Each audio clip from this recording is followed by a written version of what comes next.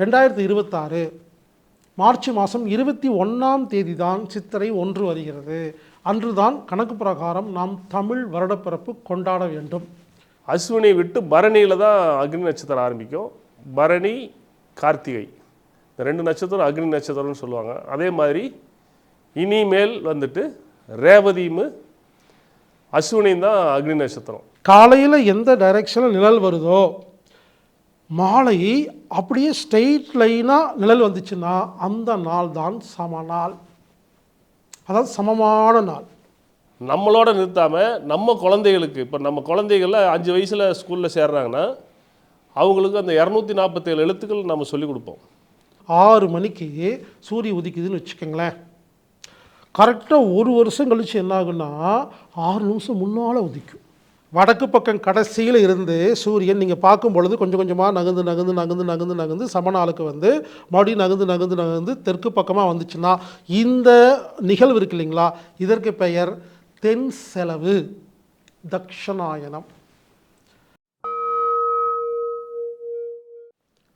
வணக்கம் நண்பர்களே. 2026 மார்ச் மாதம் 20ஆம் தேதி சம நாள் வரப்போகுது. 2026 மார்ச் 21ஆம் தேதி சித்திரை 1 வரப்போகுது. அதாவது தமிழ் வருடப்பிறப்பு. நாமெல்லாம் தமிழ் வருடப்பிறப்பு அப்படின்னா ஏப்ரல் 14ஆம் தேதி கொண்டாடிட்டுருக்குறோம். அது சரியில்லைங்க. இந்த வருடம் மார்ச் 21ஆம் தேதி தான் தமிழ் புத்தாண்டு வருது. சம நாள் அப்படிங்கிறது எப்போ வருதுன்னா மார்ச் 20ஆம் தேதி இரவு 8:04 வருது இந்தியா டைம் பிரகாரம். இப்போ இந்த வீடியோவில் சம நாள் அப்படின்னா என்ன, அப்போ என்ன நடக்குது, அதுக்கு ஏன் சம நாள்னு பேர் வச்சுருக்கிறாங்க, தமிழ் புத்தாண்டு வந்து ஏப்ரல் 14 இல்லை மார்ச் 21 நான் சொல்கிறேன் இல்லையா, அதுக்கு என்ன காரணம், சமாளானப்போ நம்ம என்ன மாதிரி பயிற்சிகள் செய்யணும், அந்த பயிற்சி செய்யும் பொழுது எந்த நேரத்தில் செய்யணும், ஒவ்வொரு நாட்டுக்கும் நேரம் வந்து மாறும், அது எப்படிங்கிறத டீட்டெயிலாக இந்த பதிவில் பார்க்க போகிறோங்க. ஆக்சுவலாக இதெல்லாம் வந்து பள்ளியில் படிக்கும் பொழுதே நமக்கெல்லாம் சொல்லி கொடுத்துருக்கணும். என்ன, விண்ணியல், அஸ்ட்ரானமி, இதை நம்மகிட்டேருந்து மறைச்சிட்டாங்க. அதனால் இந்த மாதிரி சின்ன சின்ன பதிவுகள் மூலியமாக நான் என்ன செய்கிறேன்னா, இந்த மாதிரியெல்லாம் விண்ணியல்லாம் இவ்வளோ ரகசியங்கள் இருக்குது, நமக்கு புரியாத விஷயங்கள் இருக்குங்கிறத புரிய வைக்கிறதுக்காக இந்த பதிவு. ஆமாங்க, நம்ம முதல்ல இப்போ என்ன பண்ண போகிறோம்னா சம நாள் அப்படின்னா என்னன்னு பார்க்கலாங்க. அதாவதுங்க, நீங்கள் உங்கள் வீட்டில் மொட்டை மாடியிலையோ ஏதோ ஒரு இடத்துல ஒரு குச்சி நடணும். ஒரு 10 அடிக்கு குச்சியை நல்லா நட்டு வச்சிடணும். டெய்லி நீங்கள் என்ன பண்ணணுன்னா அதோட நிழல் இருக்கு இல்லைங்களா, காலையில் சூரியன் உதிக்கும் பொழுது அந்த நிழல் எந்த பக்கம் போகுதுன்னு ஒரு கோடு போட்டு வைக்கணும். சாயந்தரம் சூரியன் மறையும் பொழுது அந்த குச்சிக்கு ஆப்போசிட்டில் நிழல் இருக்கும் இல்லைங்களா, நல்லா கவனிங்க. ஒரு குச்சியை நட்டு வச்சா காலையில் எந்த டைரெக்ஷனில் நிழல் இருக்குதோ மாலை அதுக்கு நேராக ஒரு ஸ்கேல் வச்சு கோடு போட்ட மாதிரி இருக்காது, கொஞ்சம் தள்ளி இருக்கும். ஆமாங்க, பூமி இருக்கு இல்லைங்களா, அதாவது சூரியன் ஒரு புள்ளியை மையமாக வச்சு சுற்றிட்டுருக்கு. புரிஞ்சுக்குங்க, சூரியனை உங்களுக்கு புரியாத, முதல்ல பூமிக்கு வருவோம். பூமி சூரியனை மையமாக வச்சு சுற்றிட்டுருக்கு நீள்வட்ட பாதையில். இது நம்ம படிச்சிருக்கோமா இல்லையா? பூமி தன்னைத்தானே சுற்றி கொண்டு சூரியனை ஒரு சுற்றிட்டு வருது. அதாவது சூரியன் தான் மையப்புள்ளி. இதுதான் நம்ம சொல்லி கொடுத்துருப்பாங்க. ஆனால் சூரியனும் சுற்றிட்டு வருதுங்க. சூரியன் அது ஒரு மையப்புள்ளியை வச்சுக்கிட்டு அது சுற்றிட்டு வருதுங்க. இது நமக்கு யாருமே சொல்லிக் கொடுக்கலிங்க. இது தெரியாத வரைக்கும் அஸ்ட்ரானமி அப்படிங்கிற விண்ணியல் யாருக்குமே புரியாது. நல்லா புரிஞ்சுக்குங்க. அப்போது சூரியன் சுற்றிட்டு வருது இல்லைங்க, சூரியனுடைய அச்சு, இந்த சூரியனுடைய அச்சுக்கும் பூமியோட அச்சுக்கும் உள்ள வித்தியாசம்தான் 24 டிகிரி. புரிஞ்சுக்குங்க, பூமி சாய்வாலாம் இல்லை. இந்த ரெண்டும் சூரியனுக்கும் பூமிக்கும் வச்சு பார்க்கும் பொழுது 24 டிகிரி ரெண்டுக்குள்ளே டிஃப்ரென்ஸ் இருக்குது. அதைத்தான் பூமியை சாட்சி வச்சு நமக்கு காமிச்சிட்டு இருக்காங்க. நல்லா புரிஞ்சுக்குங்க. அப்படி இருக்கிறனால என்ன ஆகுன்னா ஒரே ஸ்ட்ரெயிட் லைனில் நமக்கு வந்து டெய்லியும் வந்து சூரியனுடைய நிழல் கிடைக்காது. அப்போது நல்லா புரிஞ்சுக்குங்க, ஒரு குச்சி நட்டு வச்சு காலையில் எந்த டைரெக்ஷனில் நிழல் வருதோ மாலை அப்படியே ஸ்ட்ரெயிட் லைனாக நிழல் வந்துச்சுன்னா அந்த நாள் தான் சமநாள், அதாவது சமமான நாள். இப்படி வருடத்தில் 2 முறை மட்டுமே சமநாள் வரும். அதாவது சூரியனும் பூமியுடைய பூமத்திய ரேகைன்னு சொல்கிறாங்க இல்லைங்களா, ஈக்குவேட்டர், இது ரெண்டும் சேர்ற அந்த நேரம் வருடத்தில் 2 நாள் வரும். அந்த 2 நாளுக்கு பேர் தான் சம நாட்கள். அப்போ நீங்கள் புரிஞ்சுக்க வேண்டியது என்னென்னா, வருடத்தில் 2 நாள் மட்டும்தான் காலையில் நிழல் வருது இல்லையா, அதுக்கு ஸ்ட்ரெயிட் லைனாக மாலையும் நிழல் வரும். மற்ற எல்லா நாட்களிலும் கொஞ்சம் மாறி மாறி மாறி கொஞ்சம் டிகிரி தள்ளி தள்ளி தள்ளி வரும். அப்போது இந்த சமமாக இருக்கிற அந்த நாளுக்கு பேர் தான் சமநாள். அதே மாதிரி இந்த சமநாளில் பார்த்தீங்கன்னா இரவும் பகலும் ஒரே அளவாக இருக்குங்க. அதாவது 12 மணி நேரம் இரவு, 12 மணி நேரம் பகல் இருக்கும். எக்ஸாக்டாக இருக்காது, 2-3 நிமிஷம் வித்தியாசம் இருக்கும். உங்களுக்கு புரியறதுக்காக சொல்கிறேங்க. இப்போ நீங்கள் பார்த்தீங்கன்னா இந்த குளிர்காலத்தில் பாருங்கள், கொஞ்ச நாளுக்கு முன்னால் கொஞ்சம் குளிர்காலத்தில் பார்த்தீங்கன்னா இரவு அதிகமாக இருக்கும், பகல் கம்மியாக இருக்கும். சில நாடுகளில் மாறி மாறி வருது இல்லைங்களா, அந்த மாதிரி இந்த சமநாளில் பார்த்தீங்கன்னா பூமியோட அந்த கரெக்டாக வந்து 12 மணி நேரம் இரவாக இருக்கும், 12 மணி நேரம் பகலாக இருக்கும். நிலக்கோடு இருக்கு இல்லைங்களா, அந்த கோட்டில் கரெக்டாக அது வரனால இந்த 2 நாள், அதாவது சம நாளில் மட்டுமே பூமியில் சில இடங்களில் கரெக்டாக 12 மணி நேரம் இரவும் 12 மணி நேரம் பகலும் இருக்குங்க. இது வந்து சமநாளுக்கான ஒரு விஷயம். 3வது விஷயம் என்னென்னா, இந்த கோவில் எல்லாம் போனீங்கன்னா, இந்து மத கோவில்கள் எல்லாம் போனீங்கன்னா அங்கே கோயில் இருக்கும், கருவறை இருக்கும், இங்கே கொடிக்கம்பம் இருக்கும். நல்லா கவனிங்க, அந்த கொடிக்கம்பம் தான் இந்த விண்ணியல் சம்மந்தப்பட்ட விஷயங்களை புரிய வைக்கிற கம்பம். நல்லா கவனிங்க, சமநாள் அன்னைக்கு மட்டும்தான் கொடி கம்பத்தின் நிழல் நேரடியாக கருவறை போகும். மற்ற எல்லா நாளும் தள்ளி தள்ளி ஒன்று வலது பக்கம் இருக்கும், இடது பக்கம் இருக்கும். புரிஞ்சுக்குங்க, கொடிமரத்தின் நிழல் நேரடியாக கருவறை நோக்கி சரியாக இருக்கும் நாள் தான் சமநாள். அப்போ என்ன பண்ணுவாங்களாம், அந்த காலத்தில் கோயில் கட்டணுன்னா ஒரு குச்சி நட்டு வச்சு டெய்லி பார்த்துக்கிட்டே இருப்பாங்க. அந்த நிழல் என்ன பண்ணும், நல்லா கவனிங்க, இந்த வலது பக்கமாக போகும், நிற்கும், மறுபடியும் இடது பக்கமாக வரும், நிற்கும், போயிட்டு போயிட்டு வந்துருக்கும். என்னைக்கு சமமாக வருதோ அந்த இடத்துல தான் கோவில் கருவறை கட்டுவாங்க. அதுக்கு நேராக தான் கொடிமரம் வைப்பாங்க. கொடிமரம் என்பது விண்ணியல், அதாவது இந்த அஸ்ட்ரானமி சம்பந்தப்பட்ட விஷயத்துக்காக உருவாக்கப்பட்ட ஒரு அருமையான தத்துவம். புரிஞ்சுக்குங்க. இப்போ நான் இருக்கேன்னு வச்சுக்கோங்களேன், இப்போ நான் இருக்கிறேன், என்ன பாருங்கள், நான் இருக்கிறேன். இப்போ நான் எனக்கு முன்னால் சூரியன் இருக்குன்னு வச்சுக்கோங்களேன். காலங்காத்தால் வந்து நான் எந்திரிச்சு நின்று கிழக்கே சூரியனை பார்க்குறேன், ஈஸ்ட். நல்லா புரிஞ்சுக்குங்க, நான் நின்றுட்டுருக்கிறேன். எனக்கு முன்னால் காலையில் இப்போ 6 மணி 7 மணி ஆச்சு, சூரியன் இருக்குது. அப்போது இடது பக்கம் வடக்கு, என்னோடய இடது பக்கம் வடக்கு இருக்குது, நார்த். எனது வலது பக்கம் தெற்கு, கிழக்கு, பின்பக்கம் மேற்கு. ஓகேங்களா, புரிஞ்சுக்குங்க. இப்போ நான் காலையில் எழுந்திரிச்சு சூரியனை பார்க்குறேன்னு வச்சுக்கோங்களேன். இந்த சூரியன் எப்படி தெரியுங்களா இருக்கும், ஒரே இடத்துல இருக்காதுங்க. நீங்கள் நாளைக்கு வேணால் போய் ஒரு இடத்துல ஒரு மார்க் போட்டுக்குங்க, நின்று சூரியனை பாருங்கள். சூரியனை பார்த்தீங்கன்னா நல்லா கவனிங்க, அதே டைரெக்ஷனில் வருஷம் ஃபுல்லாக நீங்கள் பார்க்க மாட்டீங்க. இப்படி சூரியனை பார்க்குறேன்னு வச்சுக்கோங்களேன், அந்த சூரியன் கொஞ்சம் கொஞ்சமாக நகர்ந்து போகுங்க. போயிட்டு ஒரு குறிப்பிட்ட இடத்துக்கு போயிட்டு அப்புறம் அங்கேருந்து நகர்ந்து வரும், இந்த பக்கம் வரும், இங்கே வந்து இப்படி மாறி மாறி போயிட்டுருக்குங்க. அப்போ அந்த ரெண்டுக்கும் நடுவில் ஒரு நாள் வருது இல்லைங்களா, அந்த நாளுக்கு பேர் தான் சமநாள். இந்த ஒரு அருமையான அப்படின்னு சொல்கிறத விட இது ஒரு, இந்த நாள் வந்து சக்தி அதிகமாக இருக்கிற நாள் பூமியில். அதனால் ஒரு சிறந்த நாள்னு வச்சுக்கலாங்க. எனவே 2026 20ஆம் தேதி மார்ச் மாதம் இரவு 8:04 கரெக்டாக சூரியன் வந்து பூமியோட நிலநடுக்கோட்டோட கிராஸ் பண்ணுது. இந்த நேரத்துக்கு பேர் தான் சமநாள்.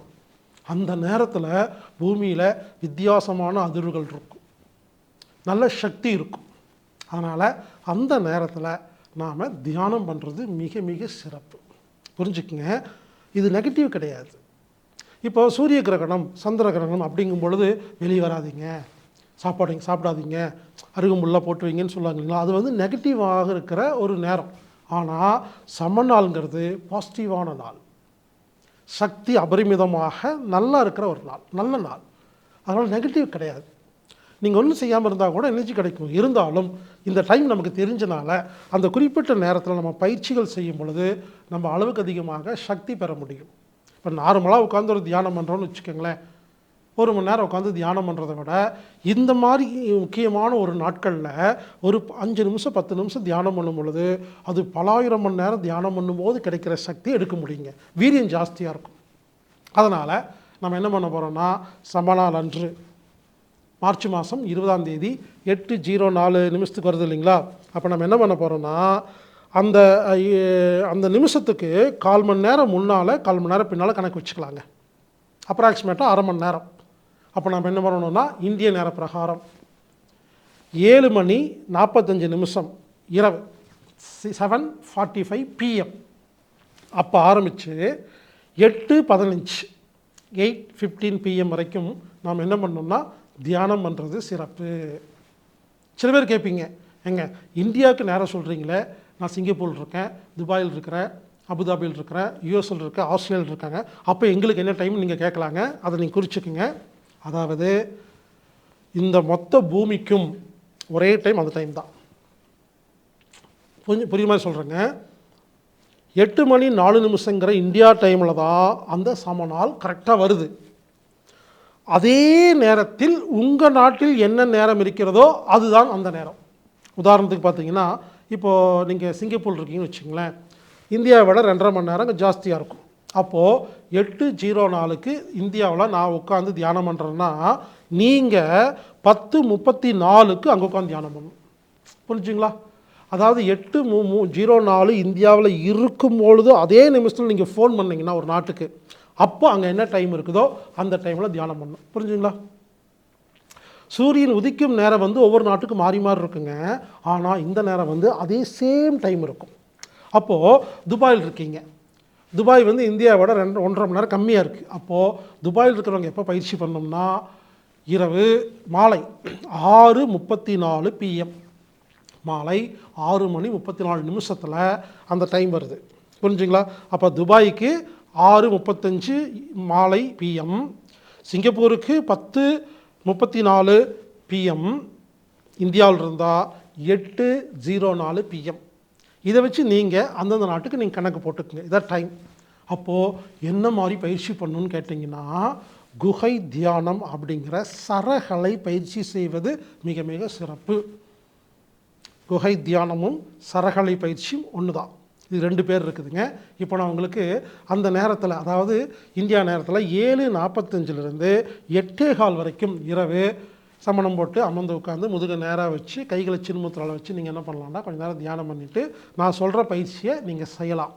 அது என்ன பயிற்சினா, நீங்கள் என்ன பண்ணணும், உங்களுடைய ஆள்காட்டி விரலை எடுத்து மூக்குக்கிட்ட வச்சு செக் பண்ணணும். வேகமாக காற்று வெளியே விடணும். செஞ்சு பார்த்தீங்கன்னா ஏதோ ஒரு பக்கம் அடர்த்தியாக காற்று போகும், இன்னொரு பக்கம் கொஞ்சம் காற்று கம்மியாக வரும். கான்செப்ட் புரிச்சுக்கோங்க. எப்போவுமே நீங்கள் மூக்கில் விரல் வச்சு பார்த்தீங்கன்னா, ஒன்று வலது நாசி வழியாக கத்தையாக காற்று போயிட்டுருக்கும், இல்லைன்னா இடது நாசி வழியாக கத்தையாக காற்று போயிட்டுருக்கும், இல்லைன்னா 2 பக்கம் ஈக்குவலாக போகுங்க. 3 தாங்க இருக்குது.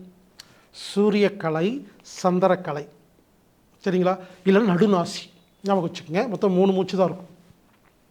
நீங்கள் செக் பண்ணி பார்க்கும் பொழுது 2 மூக்குலையும் ஈக்குவலாக காற்று போச்சுன்னா அந்த நேரத்தில் எந்த ஒரு பயிற்சியும் பண்ணாதீங்க. ஏன்னா நீங்கள் நேரடியாக அந்த பிரபஞ்சத்தோட கனெக்ஷன் இருக்கீங்க, பயிற்சி தேவையில்லை. புரிஞ்சுக்கோங்க. நான் சொல்கிற அந்த 1/2 மணி நேரத்தில் மூக்கில் விரல் வச்சு பாருங்கள், 2 பக்கமும் ஈக்குவலாக இருக்குதுங்க. எனக்கு வலது பக்கமாக அதிகமாக இருக்கா, இடது பக்கம் அதிகமாக இருக்கான்னு கண்டுபிடிக்க முடியலைங்கன்னு சொன்னீங்கன்னா நீங்கள் பயிற்சி பண்ண வேண்டாம். அதாவது அமைதியாக உட்காந்து தியானம் மட்டும் பண்ணால் போதும், மூச்சு பயிற்சி பண்ண வேண்டாம். ஒருவேளை வலது பக்கம் கத்தையாக போகுதுன்னு வச்சுக்கோங்களேன், அப்போ என்ன பண்ணணும்? ஒருவேளை இடது பக்கம் கத்தையாக போகுதுன்னு வச்சுக்கோங்களேன், அப்போ என்ன பண்ணணுங்கிறத பார்க்கலாங்க. ஒரு வேளை உங்களுக்கு வலது பக்கம் கத்தையாக காற்று போச்சுன்னா நீங்கள் என்ன தெரியுமா பண்ணணும்? இடது நாசி அடைச்சிடணும். அதாவது எந்த பக்கமாக காற்று கம்மியாக வருதோ இல்லை வராமல் இருக்குதோ அதை அடைச்சிடணும். சில பேர் செக் பண்ணி பார்த்தா, எங்க இந்த பக்கம் ஒரு 70% இருக்குதுங்க, இங்கே ஒரு 30% இருக்குன்னா பாருங்கள். அப்போ இதுதான் சிம்பிளாக சொல்கிறேங்க. 2 மூக்கில் எந்த பக்கம் அதிகமாக காற்று போகுதோ அதுங்க தான் நீங்கள் பயிற்சி பண்ணணும். இன்னொரு நாசி அடைச்சிடணும். எந்த விரல் வேணால் வச்சு அடைக்கலாம். இப்படி தானே கணக்கு இல்லை, புரிஞ்சுக்குங்க. இப்போ எனக்கு வலது நாசியில் கத்தியாக காற்று போகுதுன்னு வச்சுக்கோங்களேன். இப்போ நான் என்ன பண்ணுறேன், இடது நாசி அடைக்கிறேன். அடைச்சிட்டு வலது நாசி வழியாக காற்றை இழுக்கிறேன். இவருங்க ரொம்ப கஷ்டப்பட்டு இழுக்கக்கூடாது, கேஷுவலாக காற்றை இழுக்கணும். எவ்வளோ இழுக்க முடியுமோ இழுக்கணும். ரொம்ப நிறைய இழுத்து வச்சு கஷ்டப்பட்டுலாம் பண்ண வேண்டாம், கேஷுவலாக இழுக்கணும். இழுத்து முடிச்சுட்டு காற்றை உடம்பு ஃபுல்லாக, அதாவது நுரையில் நிறச்சிட்டு 2 மூக்கையும் அடைச்சிக்கணும். கொஞ்சம் நேரம் இருக்கணும். ஏங்க ரொம்ப நேரம் இருக்காதீங்க, தம் பிடிச்செல்லாம் கஷ்டப்பட்டுலாம் இருக்க வேண்டாங்க, கேஷுவலாக. இது வந்து கும்பகம்னு பேர். கொஞ்சம் நேரம் இருக்கணும். அவங்க எவ்வளோ முடியுமோ இருந்தால் போதுங்க. பக்கத்தில் ஒருத்தர் ரொம்ப நேரம் அடக்கி வச்சுருக்கான்னு சொல்லி அவரை பார்த்துட்டு அப்படிலாம் பண்ணக்கூடாது. உங்களால் எவ்வளோ பண்ண முடியுமோ இழுங்க, அடைங்க. எவ்வளோ நேரம் இருக்க முடியுமோ இருங்க. போதும்னு எப்போ தோணுதோ விரல் எடுத்துருங்க, காற்று வெளியே போயிடும். இன்னும் காற்று வெளியே தள்ளலாம் வேண்டாம், விரல் எடுத்து வெளியே போயிருங்க. இவ்வளோதாங்க. இந்த பயிற்சி தான் குகை தியானம் அப்படிங்கிற சரகலை. இடது நாசியில் உங்களுக்கு ஒரு வேளை அதிக காற்று போச்சுன்னா வலது நாசி அடைக்கணும். கான்செப்ட் புரிஞ்சுக்குங்க. எந்த நாசியில் அதிகமாக காற்று போகுதோ அதுக்கு ஆப்போசிட் இருக்கிறத அடைக்கணும், அந்த பக்கம் இழுக்கணும், அடக்கணும், அதுக்கப்புறம் விரலை விட்டு வெளியே எடுத்துடணும். இவ்வளோதாங்க, சிம்பிள். ஒருவேளை இடது நாசி வழியாக காற்று நிறையா போயிட்டுருக்குன்னு வச்சுங்களேன், வலது நாசி அடைங்க, இழுங்க, 2 மூக்கையும் அடைச்சிட்டு கொஞ்சம் நேரம் அமைதியாக இருங்க. எப்போ போதுன்னு தோணுதோ விரல் எடுங்க, காற்று வெளியே போயிருங்க. இந்த ஒரு பயிற்சியை மட்டுமே செஞ்சுட்டு வந்தால், இந்த பயிற்சிக்கு பேர் தான் குகை தியானம் அப்படிங்கிற சரகலை. இந்த ஒரு பயிற்சியை மட்டும் அந்த 1/2 மணி நேரம் பொறுமையாக பண்ணிங்கன்னா சமநாள், ஏற்கனவே சமநாளில் நமக்கு நிறைய சக்தி கிடைக்கும். இருந்தாலும் இந்த நேரத்தில் நிறைய சக்தி கிடைக்கிறதுக்கு இது அருமையான பயிற்சிங்க. இந்த இடத்துல சில பேருக்கு சந்தேகம் வரும், சார் நீங்கள் நிறைய பயிற்சி சரகலை சம்மந்தமாக சொல்லிக் கொடுக்கும் பொழுது ஒரு குறிப்பிட்ட நேரத்தில் வலது நாசி தான் ஓடணும், இடது நாசி தான் ஓடணும் அப்படிலாம் சொல்லியிருக்கீங்களே, சமநாளப்போ அந்த நேரத்தில் எந்த நாசி ஓடணும்னு கேட்பீங்க. புரிச்சுக்குங்க, சமநாளுக்கு என்று ஒரு நாசி கிடையாது. அயன சரகலைன்னு ஒரு பயிற்சி இருக்குது, அதுக்கு தான் வலது நாசி இடது நாசின்னு கான்செப்ட் இருக்குது. புரிஞ்சுக்குங்க, சமநாளுக்கு எந்த பக்கம் ஓடனாலும் நல்லதுங்க. புரிஞ்சுக்கங்க. ஆக்சுவலாக பார்த்தா நீங்கள் உண்மையிலேயே ஆரோக்கியமாக ஹாப்பியாக இந்த பிரபஞ்சத்தோடு இணைந்து சரண்டரில் இருந்தீங்கன்னா, அந்த கரெக்டாக அந்த சமநாள் வரும்போது அந்த குறிப்பிட்ட டைமில் 2 பக்கம் ஈக்குவலாக தாங்க காற்று ஓடும். உடனே ஐயோ ஓடலையே, இவர் சொன்னாரே இது ஒரு பக்கம் ஓடுதுன்னு கவலைப்படாதீங்க. நான் சொல்கிறது கொஞ்சம் புரிஞ்சுக்குங்க. ஆக்சுவலாக நமக்கு 1008 பிரச்சனை இருக்குது, நம்ம போகிற ஓகேங்க, ரொம்ப யோசிக்க வேண்டாம். இதெல்லாம் கான்செப்ட் புரிஞ்சுக்கிட்டா போதுங்க, அதுக்காக இல்லையேன்னு சொல்லி கவலைப்பட்டுறாதீங்க. அதனால் நீங்கள் என்ன பண்ணுங்கள், நான் சொன்ன டைமில் எல்லா நாட்டில் இருக்கிறவங்களும் என்ன பண்ணுங்கள், நீங்கள் பஸ்ஸில் போகிறீங்களா, பஸ்ஸில் போயிட்டு உட்காந்துட்டே பண்ணலாம். ட்ரெயினில் போகிறவங்க, ஃப்ளைட்டில் போகிறவங்க, எங்கே வேணாலும் இருக்கலாங்க. நீங்கள் வந்து உட்காந்துக்கலாம், நின்றுக்கலாம், நடக்கலாம், இல்லை பொசிஷன் எப்படி வேணாலும் இருக்கலாங்க. கண்ணை மூடி இருக்கலாம், கண்ணை திறந்துருக்கலாங்க. பயிற்சி இவ்வளோதாங்க. இந்த பயிற்சியை சுமார் ஒரு 1/2 மணி நேரம் நீங்கள் செய்ய வேண்டும். அப்படி செஞ்சிங்கன்னா ஏற்கனவே இருக்கிற சமநாளுக்கான அந்த எனர்ஜியோட நம்ம பயிற்சியும் சேரும் பொழுது இன்னும் நமக்கு நிறைய சக்தி கிடைக்கும், உடல் ஆரோக்கியம் கிடைக்கும், மன நிம்மதி கிடைக்கும், புத்தியில் தெளிவு கிடைக்கும், எனர்ஜி கிடைக்கும். நமது உடல், மனம், புத்தி, ஆன்மா, உயிர் இதெல்லாம் வந்து டைரெக்டாக பிரபஞ்சத்தோட கனெக்ஷன் ஆகும். இது ஒரு அருமையான வாய்ப்பு, இதை நீங்கள் பயன்படுத்தி கொள்ளுங்கள். அப்புறங்க புரிஞ்சுங்களா, இப்போ சமநாள்லாம் என்னென்னு புரிஞ்சுங்களா? அடுத்தது தமிழ் வருடப்பிறப்பு அப்படின்னா நமக்கு என்ன ஞாபகம் வரும்? ஏப்ரல் 14 அப்படின்னு சொல்கிறாங்களா இல்லைங்களா? புரிஞ்சுக்குங்க, ஏப்ரல் 14 தமிழ் வருடப்பிறப்பு கிடையாதுங்க. புரிஞ்சுக்குங்க, இந்த சமநாள்னு வருது இல்லையா, இந்த வானவியல் சம்பந்தமாக யோசிக்கும் பொழுது சமநாளுக்கு அடுத்த நாள் தான் தமிழ் வருடப்பிறப்பு வருங்க. சமநாள் எப்போ வரும்னா பங்குனி 30. தமிழ் வருடப்பிறப்பு எப்போ வரும்? சித்திரை 1. புரிஞ்சுக்குங்க, இந்த வானவியலை பேஸ் பண்ணி தான் நமது விழாக்கள், கேலண்டர், நாட்காட்டியெல்லாம் உருவாக்கியிருக்காங்க. என்னாச்சுன்னா 1440 வருஷத்துக்கு முன்னால் வரைக்கும் எல்லாம் ஒழுங்காக இருந்திருக்குங்க. அதுக்கப்புறம் ஒரே கேலண்டரை 1440 வருஷமாக மெயின்டைன் பண்ணுறதுனால அதில் கரெக்ஷன் செய்யாதனால இந்த சிக்கல் வந்திருக்கு. அதனால் பொதுவாக நம்ம கேலண்டரில் எப்படி, நார்மல் கேலண்டரில் ஏப்ரல் 14 தான் தமிழ் வருடப்பிறப்புன்னு சொல்லி அரசாங்கம் நமக்கு விடுமுறை கொடுப்பாங்க. அதான் கேலண்டர் இருக்குது. ஆனால் அது தவறு. வானவியல் சாஸ்திர பிரகாரம் இப்போ இருக்கிற அந்த ஆராய்ச்சியின் பிரகாரம் 2026 மார்ச் மாதம் 21ஆம் தேதி தான் சித்திரை 1 வருகிறது. அன்று தான் கணக்கு பிரகாரம் நாம் தமிழ் வருடப்பிறப்பு கொண்டாட வேண்டும். அது ஏன் எப்படிங்கிறத இப்போ கொஞ்சம் டீட்டெயிலாக பார்க்கலாங்க. அதாவதுங்க சும்மா பேசாமல் நம்ம கொஞ்சம் சயின்டிஃபிக்காக கொஞ்சம் யோசிச்சு பார்க்கலாங்க. நல்லா புரிஞ்சுக்குங்க. பூமி தன்னைத்தானே சுற்றி கொண்டு சூரியனை மையமாக சுற்றி வருகிறது. இது எல்லாத்துக்கும் தெரியும். சூரியன் அது ஒரு மையப்புள்ளியை பேஸ் பண்ணி அது சுற்றி வருதுங்க. ஆமாங்க. அப்போது சூரியன் நகர்ந்துக்கிட்டே இருக்குதுங்க. சூரியன் நகரனால பூமி என்ன பண்ணுது, தன்னைத்தானே சுற்றி கொண்டு சூரியனையும் சுற்றி கொண்டு அதுவும் ஒரு பக்கம் நகர்ந்துட்டுருக்கு. இதனால் நிலா அதுவும் தன்னைத்தானே சுற்றி கொண்டு பூமியை சுற்றி கொண்டு சூரிய நகருக்கு அதுவும் போயிட்டுருக்கு. இப்படி எல்லாமே நகர்ந்துட்டு இருக்கிறனால ஒவ்வொரு வருஷமும் இந்த நாட்கள் எல்லாம் மாற்றம் ஏற்படுதுங்க. இந்த அண்ட பிரம்மாண்டத்தில் ஒரே ஒரு விஷயம் மட்டும்தான் நிரந்தரமாக இருக்குதுங்க. அது என்ன தெரியுங்களா? ஒரு நாளைக்கு 24 மணி நேரம்னு ஒரு கணக்கு இருக்கு இல்லையா? இது மட்டும் ஃப்ராக்ஷன் கிடையாதுங்க. Per day 24 hours. இது எப்பவுமே ஒரே மாதிரி இருக்குதுங்க. நல்லா கேவீங்க. வானவியல் அஸ்ட்ரானமியில் இந்த புள்ளி வச்சு 0.00177 அந்த மாதிரிலாம் இல்லாமல், ஃப்ராக்ஷன்ஸ் இல்லாமல் ஒரு நம்பர்னா அது நாள் கணக்குங்க. ஒரு நாளுக்கு 24 மணி நேரம்னு இருக்கு இல்லைங்களா? அது மட்டும் மாறவே இல்லைங்க. மற்றது எல்லாமே மாறிக்கொண்டே இருக்கும். ஏன்னா எல்லாமே அசைஞ்சிட்டே இருக்குது, நகர்ந்துக்கிட்டே இருக்குது. ஸ்லோவாக போகுது, ஸ்பீடாக போகுது. அதனால் என்ன ஆகுதுன்னா 4 வருஷம் கிழமை எல்லாம் மாறுங்க. ஆமாங்க. அப்போ பாருங்கள், நல்லா கவனிங்க.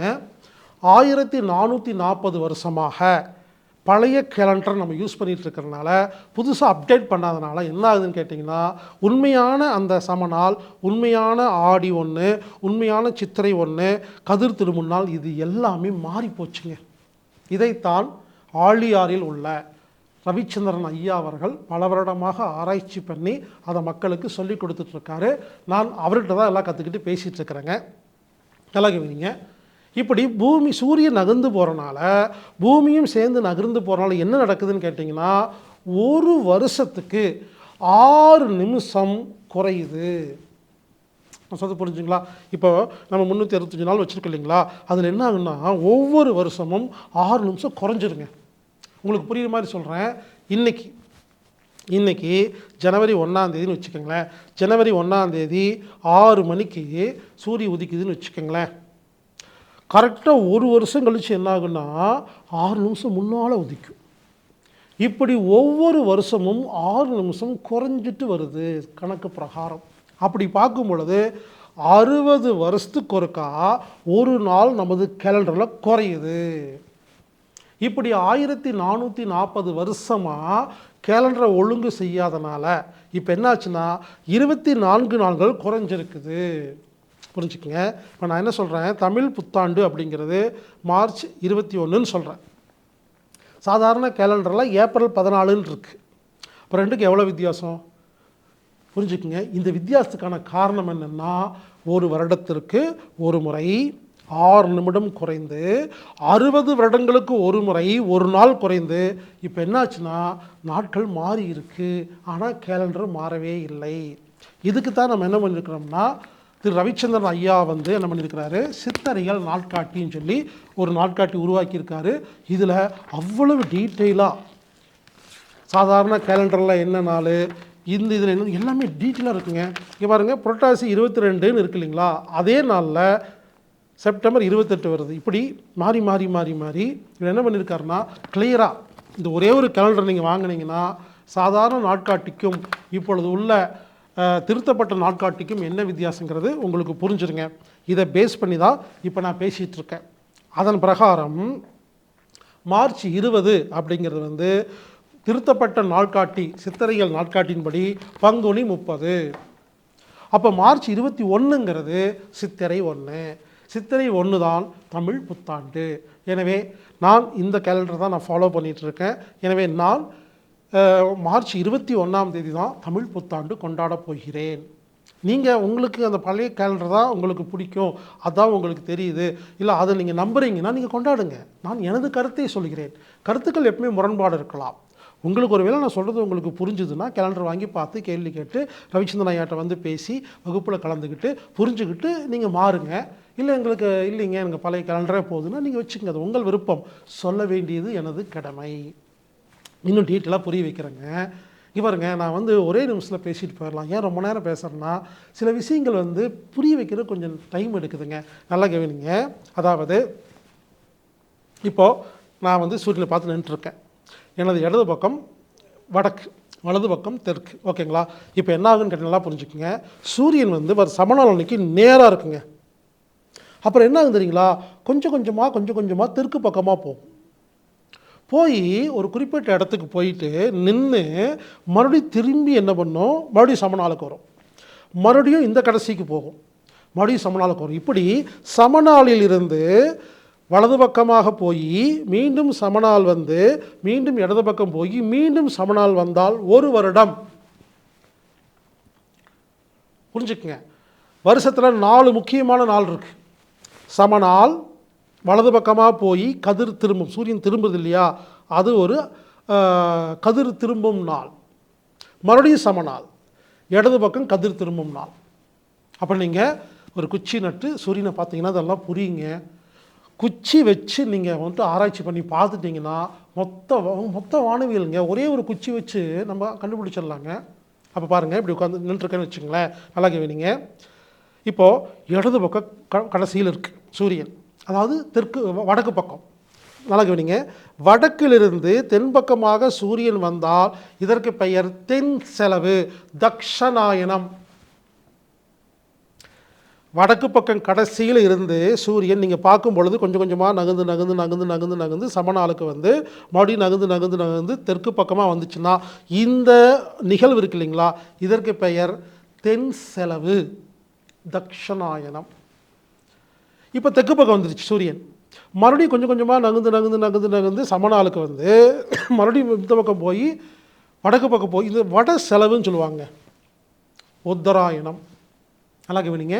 சூரியன் நம்ம கிழக்கு பக்கம் பார்க்கும்போது வடக்கு கடைசியில் இருந்துச்சுன்னு வச்சுங்களேன், இதற்கு பெயர் தான் பொங்கல். சூரியன் வடக்கு பக்கம் திரும்பும் அந்த நாள் தை 1 பொங்கல். இது வழக்கமாக நம்ம எப்போ கொண்டாடுவோம், ஜனவரி 15. ஆனால் இந்த நாட்காட்டி பிரகாரம், சித்திரையில் நாட்காட்டி பிரகாரம் டிசம்பர் 20 அந்த ரேஞ்சுக்கு வந்துடுங்க. டிசம்பர் மாதமே வந்துடும், ஏன்னா 24 தள்ளி வருது. அப்போது சூரியன் இடது பக்கம், அதாவது வடக்கு திசையில் கடைசியாக திரும்பும் அந்த நாள் தான் தை 1 பொங்கல். அங்கிருந்து வந்து தென் செலவு வந்து சமநாள், இது மார்ச் மாதம். சமநாள் வந்து சித்திரை 1. இந்த நமது கேலண்டர் பிரகாரம் மார்ச் 20, ஆனால் நார்மல் கேலண்டர் பிரகாரம் ஏப்ரல் 14. அதுக்கப்புறம் அங்கிருந்து அப்படி போகுதுங்க. அப்படி போச்சுன்னா அந்த பக்கம் அங்கே போய் என்ன பண்ணுது, அங்கே போய் திரும்புது, மறுபடியும் சமநாளுக்கு வருது. புரிஞ்சுக்குங்க. அங்கே போய் திரும்புது இல்லைங்களா, அங்கே திரும்பும்போது அப்ராக்சிமேட்டாக ஜூன் மாதம் வரும்.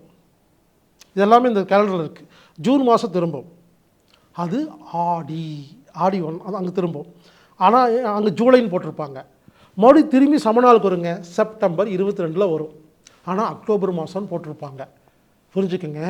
இந்த பக்கம் பொங்கல் நேராக வந்தால் தமிழ் புத்தாண்டு, அந்த பக்கம் போனால் ஆடி 1 அங்கே திரும்புது. திரும்பி வரும் பொழுது இங்கே வந்து என்ன ஆகுது, மறுபடியும் ஐப்பசி திரும்புது இல்லையா, அந்த ஐப்பசி அன்னைக்கு மறுபடியும் சமநாள் வரும் செப்டம்பர் மாதம். வரும் பொழுது அதுக்கு பக்கத்தில் வர அந்த அமாவாசை தான் தீபாவளி. புரிஞ்சுக்குங்க. பொங்கல், தீபாவளி, தமிழ் புத்தாண்டு, ஆடி, இது எல்லாமே வந்து கேலண்டரை பார்க்காதீங்க, சூரியனை பாருங்கள். சூரியனை பார்த்து தான் இதெல்லாம் உருவாக்கியிருக்காங்க. மீண்டும் சொல்கிறேன், 1440 வருடமாக கேலண்டர் புதுப்பிக்காமல் இருப்பதால் இந்த பிரச்சனை வருகிறது. நிறைய பேர் ஆரம்பத்தில் சந்தேகம் கேட்டுட்டு அதுக்கப்புறம் நேரில் வந்து வகுப்பில் கலந்து, ஆன்லைன் வகுப்பில் கலந்து ரவிச்சந்திரன் ஐயாட்ட கேள்வி கேட்டு இப்போ எல்லாருமே புரிஞ்சுக்கிட்டு நிறைய பேர் அந்த தத்துவத்தை ஒத்துக்கொண்டு இப்பொழுது பொங்கல், தீபாவளி, இந்த தமிழ் புத்தாண்டு, ஆடி 18 இதெல்லாம் வந்து வேறு தேதிகளில், அதாவது சாதாரண கேலண்டரில் இல்லாத தேதிகளில் கொண்டாடி வருகிறார்கள். புரிஞ்சுக்குங்க. எனக்கும் இதெல்லாம் புரியுது ரொம்ப நாள் ஆச்சுங்க. ரொம்ப வருஷமாக அவர் கூடவே இருந்து நிறையா விஷயத்தில் நிறைய கேள்வி கேட்டு நான் ஒரே நாளில் கற்றுக்கலைங்க. இப்போ இவ்வளோ ஸ்பீடாக சொல்கிறேன்னா ரொம்ப வருஷம் அவர் கூட இருந்து நிறைய விஷயத்த கேட்டு கேட்டு கேட்டு எனக்கு புரிஞ்சனால தான் இந்தளவுக்கு டீட்டெயிலாக பேச முடியுதுங்க. புரிஞ்சுக்குங்க. நான் அவர்கிட்ட இருந்து கொஞ்சமாக கற்றுக்கிட்டு பேசிகிட்டு இருக்கேன். அவருக்கு இன்னும் நிறையா விஷயங்கள் தெரியும். அவர் தான் ஆழியாறு ரவிச்சந்திரன் ஐயா அவர்கள். அப்போ உங்களுக்கு இது புரிஞ்சிருக்கும் நான் ஏன் இதெல்லாம் பேசிகிட்டு இருக்கேன்னு. எனவே சாதாரண கேலண்டருக்கும் இந்த சித்தரியல் கேலண்டருக்கும் 24 நாள் வித்தியாசம் இருக்கும். அதற்கு காரணம் வருடத்துக்கு ஒரு முறை 6 நிமிடம் வித்தியாசம் வருகிறது. 60 வருடத்துக்கு ஒரு முறை ஒரு நாள் வித்தியாசம் வருகிறது. 1440 வருடமாக கேலண்டர் மாற்றாமல் இருப்பதால் இந்த வித்தியாசம் வருகிறது. எனவே நீங்கள் என்ன பண்ணுங்கன்னா மார்ச் 20ஆம் தேதி 7:45 8:15 வரைக்கும் இந்தியா டைமில் சரகலை பயிற்சி செய்யுங்கள். இந்த சரகலை அப்படிங்கிறது ஒரு அருமையான பயிற்சிங்க. இது முழுசாக தெரிஞ்சுக்கணும்னா 13 நாட்கள் ஆன்லைன் வகுப்பு நடத்திட்டு இருக்கிறேங்க. சரகலை அது ஒரு பெரிய சப்ஜெக்ட்டுங்க. எனக்கு அது கற்றுக்கிட்டது ரொம்ப சந்தோஷமாக இருந்துச்சுங்க. இப்போ நான் சரகலை எல்லாத்தையும் சொல்லி கொடுத்துட்ருக்கேங்க. 13 நாள் ஆன்லைன் வகுப்பு. விருப்பம் இருந்தால் நீங்கள் கலந்துக்கலாம். anatomic-therapy.orgங்கிற வெப்சைட்டில் போய் ப்ரோக்ராம் ஃபைண்டரில் சரகலைன்னு போட்டிங்கன்னா 13 நாள் ஆன்லைன் வகுப்பு இருக்கும். அதில் கலந்து கொள்ளுங்கள், பயன்பெறுங்கள். இந்த சித்தரியல் நாட்காட்டி வேணும்னா நீங்கள் வாங்கிக்கலாம். அது மட்டும் இல்லாமல் திரு ரவிச்சந்திரன் ஐயா அவர்கள் ஒரு 3 புத்தகங்கள் எழுதியிருக்கிறார். இப்போ தான் ரீசெண்டாக எழுதியிருக்கிறாரு. 247 தமிழ் எழுத்துக்களுக்கும் விண்ணியலுக்கும் உடலியலுக்கும் என்ன சம்பந்தம் பாருங்கள். இந்த புக்குடைய பேர் என்னென்னா 247 தமிழ் எழுத்துக்கள் இருக்கு இல்லைங்களா, அந்த எழுத்துக்களுக்கும் விண்ணியலுக்கும் நமது உடம்புக்கும் என்ன சம்பந்தம்னு பல வருட ஆராய்ச்சியில் புக் எழுதியிருக்காருங்க. இதை படித்து ஆச்சரியமாக இருந்ததுங்க. அப்போ தமிழ் எழுத்துக்கள் சாதாரண எழுத்துக்கள் இல்லைங்க, அதுக்குள்ளே அவ்வளோ பெரிய ஆராய்ச்சி, அவ்வளோ பெரிய விண்ணியல், அவ்வளோ பெரிய உடல் சம்பந்தப்பட்ட விஷயங்கள் எல்லாமே நம்ம இந்த தமிழ் எழுத்துக்களை பார்க்குறோம் இல்லைங்களா, அதுக்குள்ளே அவ்வளவு சயின்ஸ் இருக்குங்க. இவ்வளோ பெரிய ஞானிகளாக இருப்பாங்க நமது முன்னோர்கள். எனவே 247 எழுத்துக்களுக்கும் தமிழ் எழுத்துக்களுக்கும் விண்ணியலுக்கும் உடலியலுக்கும் என்ன சம்பந்தம்னு புத்தகங்க. இந்த புத்தகம் வேணாலும் நீங்கள் வாங்கி படிக்கலாம். அதுக்கப்புறமா திருக்குறளில் பார்த்தீங்கன்னா 1330 குறள் இருக்கும், 133 அதிகாரம் இருக்கும். அந்த நம்பருக்கும் இந்த வானவியலுக்கும் சம்பந்தம் இருக்குன்னு சொல்லி ஒரு புத்தகங்க, சின்ன புத்தகங்க. திருக்குறளில் உள்ள 1330 குறளுக்கும் அந்த நம்பருக்கும் வானவியலுக்கும் என்ன சம்பந்தம்னு ஒரு அருமையான புத்தகம். இதுவும் நீங்கள் வாங்கி படிக்கலாம். நான் படித்த ரொம்ப நல்லா இருந்துச்சு. அடுத்தது இந்த விண்ணியலுக்கும் பஞ்சாங்கத்துக்கும், அதாவது விண்ணியலின் பஞ்சாங்க கணக்குகள், இந்த பஞ்சாங்க கணக்கு பார்க்குறாங்க இல்லைங்களா, அதுக்கும் விண்ணியலுக்கும் என்ன ஒற்றுமை இருக்குது, என்ன முக்கியமான விஷயங்கள் இருக்குதுன்னு பஞ்சாங்கம் சம்பந்தமாக பஞ்சாங்கத்தையும் வானியலையும் பேஸ் பண்ணி ஒரு புக் எழுதியிருக்காருங்க. இந்த 3 புத்தகங்கள் புதுசாக எழுதியிருக்கிறாரு. இது நீங்கள் படிக்கும்போது இன்னும் நிறையா விஷயங்கள் புரியும். சித்தரியல் நாட்காட்டி இருக்குது. இந்த ஒரு நாட்காட்டி இந்த 3 புக்கு வாங்கி நீங்கள் படிச்சிங்கன்னா உங்களுக்கு நான் சொல்கிறதெல்லாம் உங்களுக்கு புரியுங்க. எப்பவுமே அப்படி தாங்க. முதல்ல இந்த இலுமினாட்டிகள் நான் பேசிகிட்டு இருந்தேன். அப்போ எல்லாம் என்ன முட்டாள் கிறுக்கங்கள் திட்டிகிட்டு இருந்தாங்க. இப்போ எல்லோரும் பேச ஆரம்பிச்சிட்டாங்க. அந்த மாதிரிங்க முதல்ல ஒன்று சொல்லும் பொழுது யாராலும் ஏற்றுக்க முடியாது. ஆனால் நம்மளாம் பல வருஷமாக ஆராய்ச்சி பண்ணி சொல்லிகிட்ருக்குறோம். எனவே இந்த புத்தகங்கள் கேலண்டர்லாம் வாங்கி நீங்கள் பாருங்கள். இந்த கேலண்டர் இந்த புத்தகங்கள்லாம் உங்களுக்கு வேணும்னா அம்மி தற்சார்பு சந்தையில் கிடைக்குங்க. AAMMII.com அதில் நீங்கள் ஆன்லைன் மூலமாக சித்தரியல் நாட்காட்டி அதுக்கப்புறம் இந்த 3 புத்தகங்களையும் நீங்கள் வாங்கலாம். அம்மி.com AAMMII.com. அப்படி இல்லைன்னா திரு ரவிச்சந்திரன் ஐயா அவர்களை டைரெக்டாக நீங்கள் தொடர்பு கொண்டு நீங்கள் பேசலாம். இல்லை புத்தகங்கள் கேலண்டர் வாங்கலாம். நம்பர் நோட் பண்ணிக்கோங்க. 9842216465 9842216465 அப்படிங்கிற எண்ணுக்கு தொடர்பு கொண்டு நீங்கள் ரவிச்சந்திரன் ஐயா கிட்ட இந்த புத்தகத்தை நீங்கள் வாங்கிக்கலாம். இந்த மாதிரி வானவியல் சம்மந்தப்பட்ட எல்லா விஷயத்தையும் நேரடியாக கற்றுக் கொடுக்கறதுக்கு வகுப்பு ஏற்பாடு பண்ணியிருக்கிறேங்க. இது அடிக்கடி நடந்துக்கிட்டே இருக்குங்க. இந்த முறை பார்த்தீங்கன்னா ஏப்ரல் 30ஆம் தேதியும் மே 1ஆம் தேதி 2 நாள், ஏப்ரல் 30 மே 1 பொள்ளாச்சி பக்கத்தில் ஆழியாரில் திரு ரவிச்சந்திரன் ஐயாவுடைய தோட்டத்தில் 2 நாள் நேரடி வகுப்பு நடக்குதுங்க. அந்த நாளுக்கு என்ன சிறப்புன்னு கேட்டிங்கன்னா, வடகிழக்கு பருவக்காற்று தென்மேற்கு பருவக்காற்றாக மாறுற நாள் தான் அந்த ஏப்ரல் 30ஆம் தேதி. பாருங்கள், அதை பேஸ் பண்ணி ஒரு கிளாஸ் நடத்துகிறாரு. அதனால் நேரடியாக வகுப்பு கலந்துக்கணும். நைட்டில் உட்காந்து இந்த வானத்தில் நம்ம கிரகங்களை எல்லாம் பார்க்கலாம், நட்சத்திரங்களை எல்லாம் பார்க்கலாம், அதெல்லாம் சொல்லிக் கொடுப்பாருங்க. ஏப்ரல் 30 மே 1 நேரடி வகுப்பு நடக்குது. வாய்ப்பு இருக்கிறவங்க நீங்கள் வந்து கலந்துக்கலாம். இந்த வீடியோவை திரும்ப திரும்ப பாருங்கள். இப்போ நான் கடகடன்னு பேசிகிட்டு இருக்கேன்னா பல வருட ஆராய்ச்சியில் உள்ளே இறக்கி யோசிச்சு பேசிகிட்டு இருக்கிறேங்க. உங்களுக்கு ஒரு தடவை கேட்டால் புரியாது. ஒரு பேப்பர் பேனை எடுத்துகிட்டு இந்த வீடியோவை திரும்ப திரும்ப பார்த்து நோட்ஸ் எடுங்க. நோட்ஸ் எடுத்து வச்சுட்டு நீங்கள் பார்த்தீங்கன்னா தான் உங்களுக்கு புரியும். நான் ஸ்பீடாக சொல்லிட்டு போயிடுவேங்க. ஏன்னா ரொம்ப ஸ்லோவாக பேசிட்டு இருந்தால் வீடியோ ரொம்ப லென்த்தாக இருக்கும். நீங்கள் இந்த வீடியோவை திரும்ப திரும்ப பாருங்கள். நான் என்னமோ ஒன்று உங்களுக்கு சொல்லிகிட்ருக்கிறேன், அதை கன்வே பண்ணிட்டுருக்கிறேன். எனவே மார்ச் 20ஆம் தேதி சமநாள் சக்தியை நாம் பெற்றுக்கொள்வோம். மார்ச் 21ஆம் தேதி தமிழ் புத்தாண்டு கொண்டாடுவோம். அதே போல் சித்திரையில் நாட்காட்டியை பார்த்துவிட்டு அதில் உள்ள விஷயத்தை நாம் கற்றுக்கொள்வோம். வானவியல் என்பது நமது பாரம்பரியத்தில் முன்னோர்கள் கண்டுபிடிச்ச அதிசயமான அற்புதமான விஷயங்கள். இதையெல்லாம் பல வருடமாக நமக்கு மறைத்து விட்டார்கள். பள்ளியில் சொல்லித்தருவதில்லை, வேறு யாருமே சொல்லித்தருவதில்லை. இது போன்ற மறைக்கப்பட்ட உண்மைகளைத்தான் நான் 27 வருடமாக தேடி தேடி யாரெல்லாம் நல்ல விஷயம் வச்சுருக்காங்களோ ஓடி போய் வாங்கிட்டு வந்து உங்களுக்கு கொடுத்துட்ருக்குறேன். அந்த விதத்தில் இந்த நேரத்தில் சமநாள் சம்மந்தப்பட்ட ஒரு பதிவை உங்களுக்கு நான் கொடுத்ததில் மிகவும் மகிழ்ச்சி அடைகிறேன்.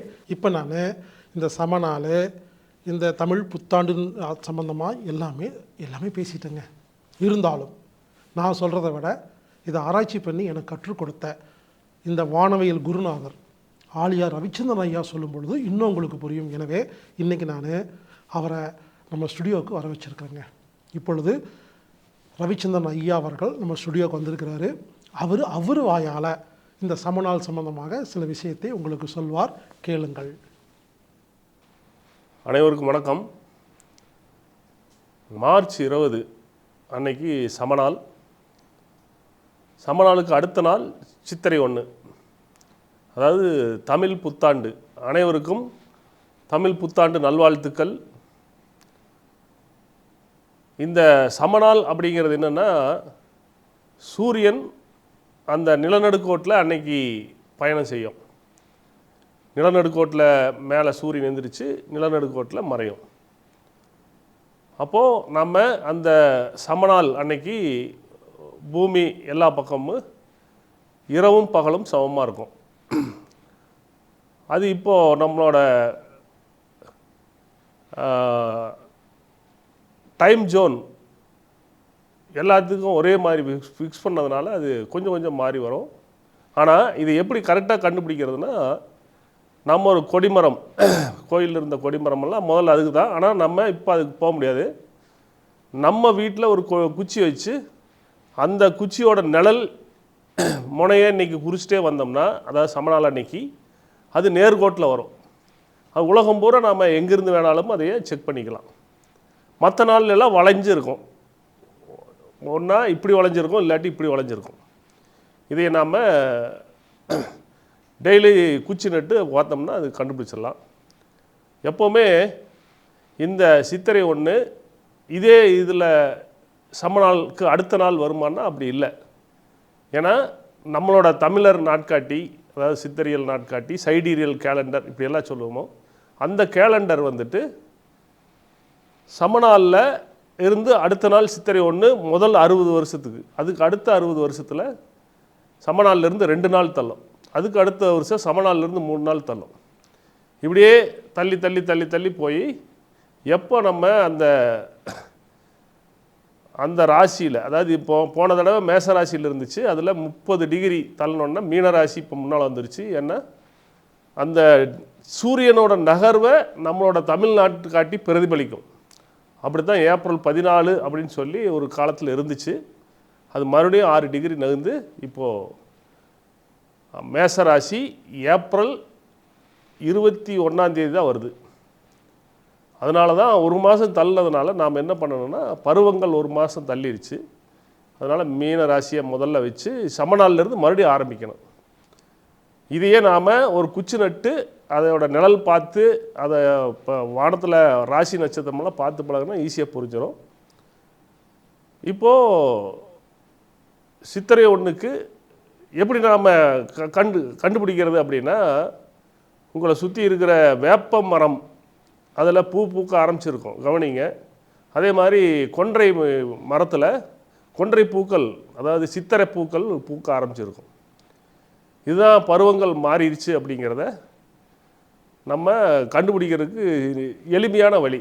அது போக நீ வரக்கூடிய இந்த சித்திரை மாதம், அதாவது மீன ராசியில் சித்திரை ஒன்று ஆரம்பிக்குது. அதில் அக்னி நட்சத்திரம் ஆரம்பிச்சிடும்.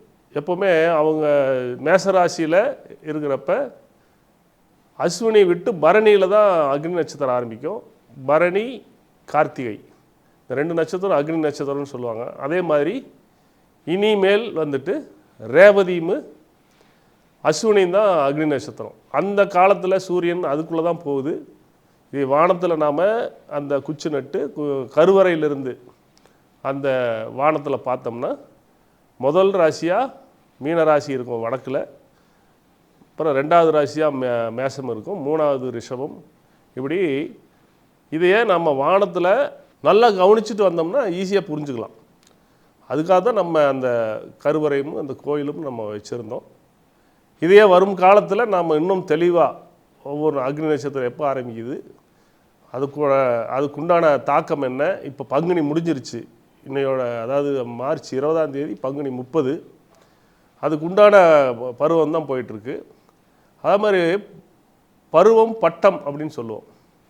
அந்த பருவம்ங்கிறது இந்த சமநாளை ஒட்டி இருக்கக்கூடிய இந்த இதில் வரும். பட்டம்ங்கிறது காற்று திரும்புறது. தென்மேற்கு பருவக்காற்று, வடகிழக்கு பருவக்காற்று, நம்ம பட்டம் மட்டும் பார்ப்போம் வானத்தில்.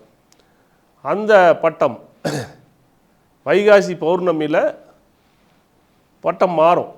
அதே மாதிரி கார்த்திகை பௌர்ணமியிலையும் பட்டம் மாறும். இதை பற்றி நாம் பின்னால் முழுமையாக பார்ப்போம். இந்த கார்த்திகை பௌர்ணமியில் நாம் ஏன் வெளியில் விளக்கு வைக்கிறோம், அதே மாதிரி வைகாசி பௌர்ணமியில் நாம் ஏன் அந்த பூணூல் மாற்றுறாங்க, இதுக்கெல்லாம் நிறைய காரணங்கள் இருக்குது. இந்த விண்ணியலும் வாழ்வியலும் இந்த இதில் நான் பயணம் பண்ணிகிட்ருக்கிறப்ப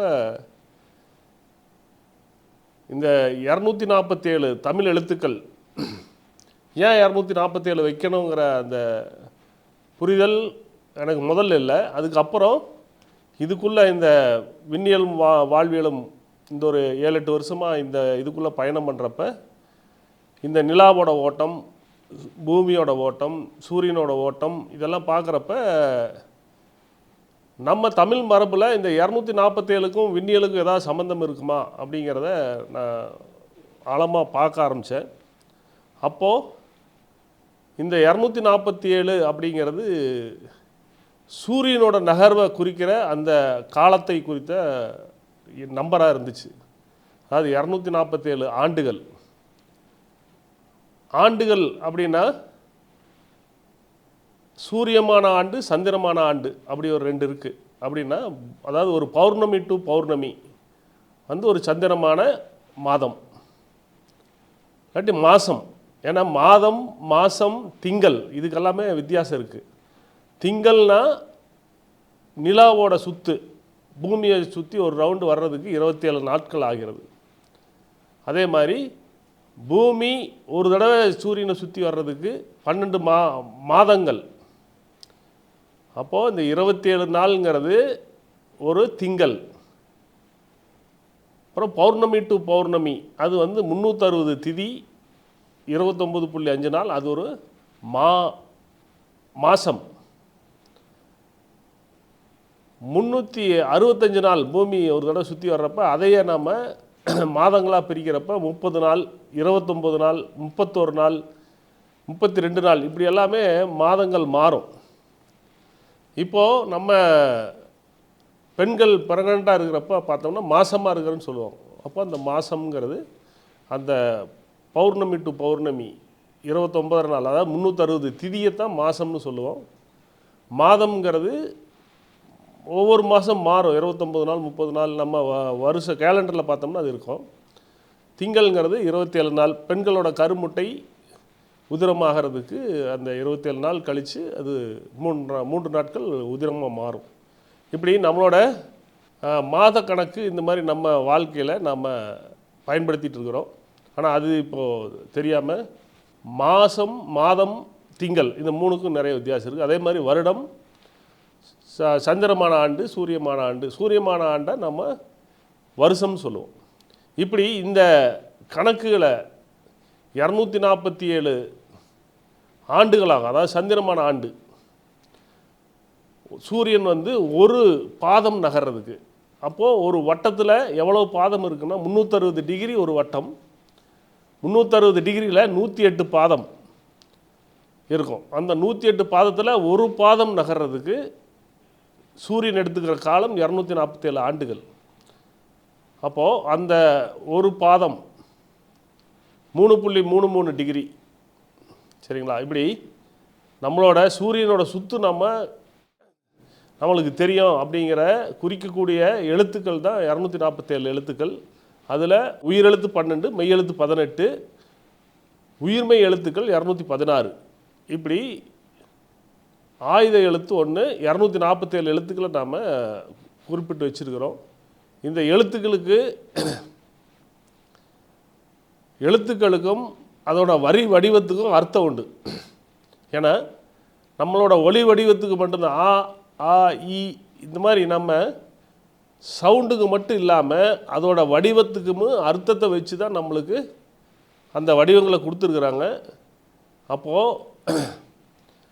திருக்குறளில் அகர முதல எழுத்தெல்லாம் ஆதி பகவன் முதற்றே உலகு அப்படின்னு சொன்னதுக்கு என்ன அர்த்தம்னா, அகர முதல எழுத்தெல்லாம் 247 எழுத்துக்கள் எல்லாம் ஆதிபகவன் அப்படின்னா நம்மளுக்கு இந்த இயற்கை பற்றி முதல்ல நம்மளுக்கு சொல்லிக் கொடுத்த அந்த ஆதிபகவன் முதற்றே உலகு, அதுக்கு முன்னாலே இந்த எழுத்துக்கள் இருக்குது அப்படிங்கிற அந்த அர்த்தத்தோடு எழுதப்பட்ட அந்த முதல் குறளுக்கு தான் இந்த 247 எழுத்துக்களும் தமிழ் எழுத்துக்களும் விண்ணியலும் அது கூட உடலியல், மெய்யியல், இப்படி ஒரு புக்கு அந்த 247 எழுத்துக்களுக்கும் அந்த வரி வடிவத்துக்கும் என்ன அர்த்தம், அதில் என்னென்ன விண்ணியல் கணக்குகள் இருக்குது அப்படிங்கிறது தான் இந்த புக்கில் இருக்குது. அதுபோக திருக்குறளும் விண்ணியலும் அப்படின்னா திருக்குறளில் இருக்கிற அந்த நம்பர் 1330 குறள்கள், 133 அதிகாரங்கள், 10 குறள் ஒரு அதிகாரத்துக்கு, அப்புறம் ஒரு குறளில் 4 சீர் 3 சீர் 2 அடி, இதெல்லாமே விண்ணியலோட ஓட்டங்கள் கணக்குகள் தான். அதே திருக்குறளில் அவர் எண்ணென்ப ஏன எழுத்தென்ப இவ்விரண்டும் கண்ணென்ப வாழும் உயிருக்கு அப்படின்னு சொல்லியிருப்பார். என்ன தான் முதன்மைப்படுத்தி சொல்லியிருக்கிறோம் அப்படிங்கிறத குறிப்பிட்டு அவர் சொன்னது தான். இந்த 1330ங்கிறது சூரியனோட அந்த 18 டிகிரி நகர்வு தான் 1330. நீங்கள் 247 டிவைடட் பை 3.33 நீங்களே போட்டு பார்த்துக்குங்க. அதில் 1 டிகிரி தெரிஞ்சிடும், 74 ஆண்டுகள் வரும். அதிலிருந்து 18ஆல் பெருக்கணும்னா 1330 வரும். இப்படி 18 டிகிரி நகர்வை குறித்தது அந்த 1330 குறள்கள். இப்படி சூரியனோட நகர்வை நம்ம காலகாலமாக பார்த்துருக்குறோங்கிற அந்த எழுத்து 247 எழுத்தாகவும் திருக்குறளில் ஒரு 1330 எண்களாகவும் நம்மளுக்கு கொடுத்து வச்சுருக்கிறாங்க. அதை நாம் புரிஞ்சுக்கிட்டு அந்த எழுத்துக்களுக்கும் நம்மளோட வாழ்வியலுக்கும் என்ன சம்பந்தம், ஏன்னா அதை சம்பந்தப்படுத்தி தான் நம்மளுக்கு அந்த எழுத்துக்கள் கொடுத்துருக்குறாங்க. அண்டத்தில் உள்ளது பிண்டத்தில் உள்ளது அப்படிங்கிற அந்த இது எல்லா தகவலுமே அதுக்குள்ளே இந்த 2 புக்கில் இருக்கும். அது போக நம்ம பஞ்சாங்க கணக்குகள், அது ரொம்ப கஷ்டம், புரிஞ்சுக்க முடியாது, அப்படி இப்படின்னெல்லாம் நிறையா இது பண்ணுவாங்க. ஆனால் நம்ம வானத்தில் தினமும் நிலாவோட ஓட்டத்தையும் சூரியனோட ஓட்டத்தையும் மற்ற கோள்களையும் வெறுங்கண்ணில் பார்க்க முடியும். அந்த இதுகளை பார்க்குறது எப்படி, அதே மாதிரி நம்ம கோயில் கொடிமரம் எப்படி நாம் அதை பயன்படுத்தி நம்மளோட கேலண்டர் எப்படி தயாரிக்கிறது, அந்த வானத்தில் அந்த ராசி நட்சத்திரங்களை எப்படி பார்க்கறது அப்படிங்கிற அந்த தகவல் அந்த பஞ்சாங்க கணக்குகளில் விண்ணியல் அப்படிங்கிற அந்த புத்தகம். இந்த மாதிரி 3 புத்தகமும், ஏன்னா நாம் தொடர்ந்து பேசிட்டு வரோம், இருந்தாலும் அது பேசின உடனே கிளாஸ் எடுக்கிறோம், கிளாஸ் எடுத்ததுக்கப்புறம் அவங்க வீட்டுக்கு போனோன்னு மறந்துடுவாங்க. அப்போ ஒரு புக்கு கொண்டு போனால் நல்லா இருக்குமேன்னு சொல்லிவிட்டு இப்போ புக்கு அடிச்சிருக்கிறோம். அந்த புக்குமே இனிமேல் நாம் நம்மளோட நிறுத்தாமல் நம்ம குழந்தைகளுக்கு, இப்போ நம்ம குழந்தைகளில் 5 வயசில் ஸ்கூலில் சேர்றாங்கன்னா அவங்களுக்கு அந்த 247 எழுத்துக்கள் நம்ம சொல்லிக் கொடுப்போம். முதல்ல சொல்லிக் கொடுப்போம். அதுக்கப்புறம் 12, 13 வயசு அவங்க அந்த வாலிப பருவத்து வர்றப்ப அவங்களுக்கு அதோட அர்த்தங்கள், ஆன்னா என்ன, ஆவண்ணான்னு என்ன, ஆங்கிறது வந்து அண்ட வெடிப்பு, அண்டம் வெடித்து எப்படி இந்த பூமி சூரியன் உருவாச்சு அப்படிங்கிற பிசிக்ஸு நாம் அந்த எழுத்தை சொல்லிக் கொடுக்குறப்ப பிசிக்ஸு முடிஞ்சிடும். உயிரெழுத்துக்கள் சொல்லிக் கொடுக்குறப்ப அந்த பூமியில் எப்படி எவ்வளவு தனிமங்கள் எப்படி உருவாச்சு, எப்படி இந்த சேர்மங்கள்லாம் எப்படி ஆகுதுங்கிற அந்த அறிவியல் அதை சொல்லிக் கொடுக்குறப்ப இப்போ வந்துடும். அதே மாதிரி மெய்யெழுத்துக்கள் படிக்கிறப்ப நம்மளோட இந்த கசட்ட தப்பறை, எங்கென நம்மன, எரள வளலை, இந்த எழுத்துக்களுக்கெல்லாம் கசட தப்பறைங்கிறது நம்மளோட ராஜ உறுப்பு 6 அதை பற்றி சொன்ன எழுத்துக்கள் தான் அது. அதே மாதிரி எங்கென நம்மன அப்படிங்கிறது நம்மளோட ராஜ உறுப்புகளோட துணை உறுப்புகளை குறிக்கிற எழுத்துக்கள். எரள வளலைங்கிறது அதோட சுரப்பிகள், நம்ம உடம்புல என்னென்ன சுரப்பிகள் எப்படி இருக்குது. இப்போது இது எல்லாம் படிக்கிறப்ப இது சொல்லி கொடுத்தோம்னா அவங்களுக்கு மருத்துவம் சார்ந்த அந்த உடலியல், அது கூட எப்படி மருத்துவம் பார்க்குறது, விண்ணியலுக்கும் அதுக்கு என்ன தொடர்பு, ஏன் அந்த 18 எழுத்துக்கள் வச்சாங்க, சூரியனோட ஓட்டத்துக்கும் 18 டிகிரிக்கும் இதுக்கு என்ன தொடர்பு, உயிர் எழுத்துக்கு என்ன 12 ஏன் வச்சாங்க, அதுக்கு விண்ணியலுக்கு என்ன தொடர்பு, இப்படி இதை பற்றிய தகவல்கள் அதில் இருக்கும். அதே மாதிரி 216 உயிர்மை எழுத்துக்கள், அதோட